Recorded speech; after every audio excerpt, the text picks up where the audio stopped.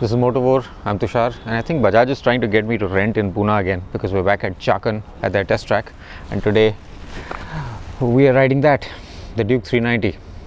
Let's get to it.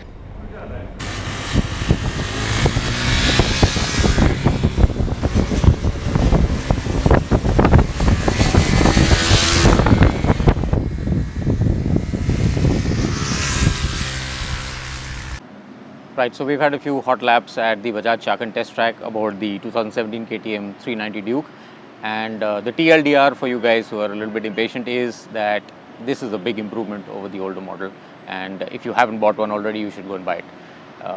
That said, there are a whole bunch of nuances that bear mentioning in terms of the ride-by-wire throttle, the response of the engine overall, the suspension, the frame, and the way it handles. And let's talk about that a little bit more in detail, because it's not something that we were able to sort of express at the launch, because all we had was a spec sheet and what it possibly could do to the bike. First things first, what I think is one of the key new features of the 2017 KTM 390 Duke are these open cartridge type WP branded forks. WP branding. There's also a new sort of dust cover here which is supposed to aid in our dusty conditions. Still 43 mm. Up top they have these two grooves. I'm not sure if you can tell in the video, there are two grooves here which allow you to raise or lower the forks in the triple clamps. In this configuration right now they are raised in the triple clamps, which gives this bike a very agile, sharp kind of feel. It still holds the line very well, secure, no problems there, but if you choose you can have a slightly more relaxed geometry for whatever reason. In terms of performance, the forks do their job. No news is good news.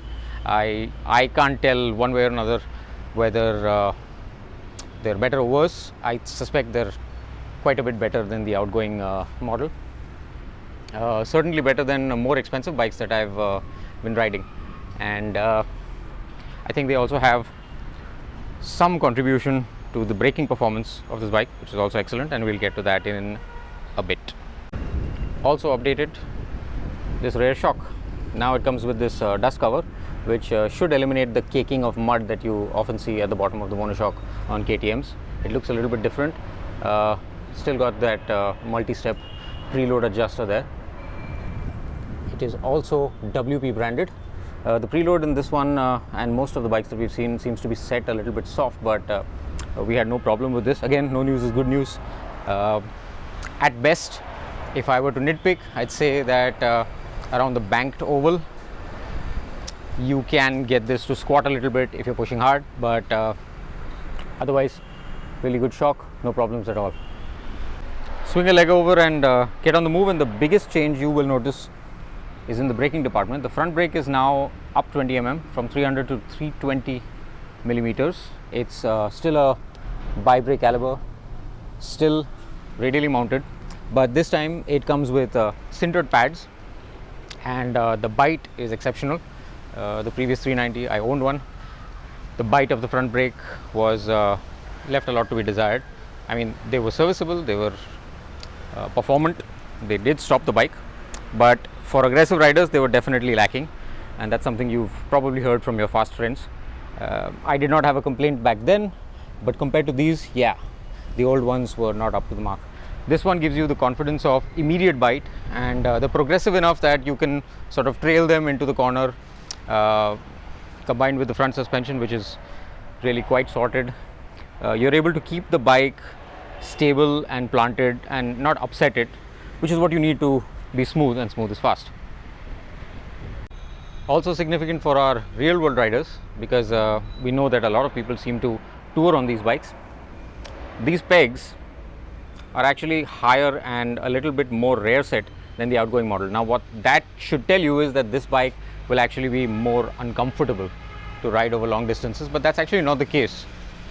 It's surprisingly neutral. It felt really good to ride, and I think part of that is down to this new seat. As you can see, this is a much longer looking seat, almost like a dirt bike style over there. There's new foam front and back.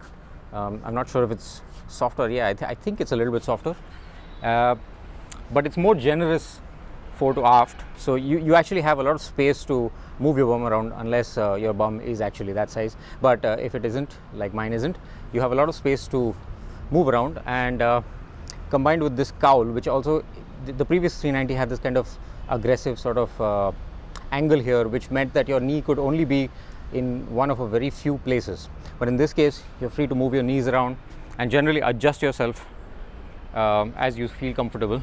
As a result, those pegs, even though they are higher, are actually more comfortable.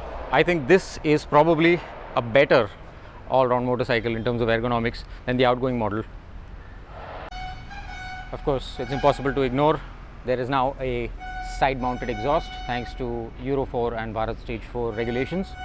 It's only the exhaust though. The muffler is still an underbody muffler, so it's kind of enclosed in that space between the frame. So mass centralization is not a problem. You've just got a side-mounted exhaust, and it appears you shouldn't have any problem with clearance either. Also impossible to ignore is this really wild looking split all LED Super Duke inspired headlamp unit. Those are the DRLs. It's very hard to see in full sunlight, but those are the DRLs. There's 10 LEDs each on those DRLs. That's what's on by default. Right now we've put on the high beam, so you can see all these things lit up. The segments are actually a little bit different. The primary LEDs are, I believe, up there, and those are for the always on regulation. So when you actually turn on the engine, it's these that come on. When you put it into high beam, it appears like everything is on. That's essentially how it looks with the headlight off with just the DRLs on. It's a nice bright unit. There's also a nice detail here. This is not a piece of plastic. This is actually a solid aluminum piece, and it's not just aesthetic. What this does is actually act as a heat sink for the LEDs. Despite the fact that LEDs are actually power efficient, they're also they generate a bit of heat. So that aluminum unit actually helps dissipate that heat. Nicely done, very aggressive, very Super Duke. Also new is this fairly obvious new rear subframe. As you can see, it's actually bolted onto the front part of the frame. What this allows Bajaj to do is actually reduce any kind of imperfections that you might have in the welding work. So two pieces there and bolted here. No problems with rigidity. The bike feels very, very taut, and we suspect it has something to do with the new ergos as well. It looks like a nice gentle slope upward, very generous. We suspect, although we haven't tried, we suspect that pillions will also be happier on the new 390 as opposed to the old, which most pillions just refuse to get on. Part of the new 390's newfound agility is down to that swing arm. It doesn't look any different. It's still that aluminum kind of hollowed out unit, but it's actually 10 mm shorter. 10 mm is a significant shortening for a swing arm. The wheelbase is as a result 10 mm shorter, and this makes the new 2017 390 a very sharp and agile bike indeed. It actually feels, if it was possible, it actually feels much smaller than it is. The crowning glory, of course, has to be this brand new console. It's full color TFT LCD display, unlike the old monochrome unit. It's got a whole bunch of stuff on display. In the default mode, it's got 2 trip meters, it's got a date, odo, battery voltage, fuel range will be really useful, and phone signal and phone battery. This can actually connect to your Bluetooth phone and allow you to change tracks for your music, accept or reject calls. Of course, you should not be accepting calls while on the move, but you can always stop at the side and do so. It's controlled by this 4-way controller, so up, down, back, enter. There's a whole bunch of configurable units. In fact, all this stuff can be configured. You can choose what sort of information you want on the main display. You also have 2 sort of accessory displays or favorites displays. So if I press up a couple of times, you'll see that go to the audio settings. Let's get back to that. If I press down, this is actually showing me some more details about the first trip meter, which includes a constantly running average for kilometers per liter, average speed, trip time, and fuel range. Again, useful for the touring types. This digital rev counter also actually changes color as the revs rise, so it's blue, I think, at the low end, and it starts flashing red when you get to the 10,000 limiter. This font also, apparently, as you get faster, the font changes and becomes larger and easier to read. It's actually surprisingly easy to read in broad daylight, as it is right now. We had no problems. Even in a racing crouch, even in racing crouch, the console is just out of your vision range, so it's fairly easy to just glance down and take a look at it. Good deal with this. This itself is worth the price of admission. More nice features. That is an adjustable lever.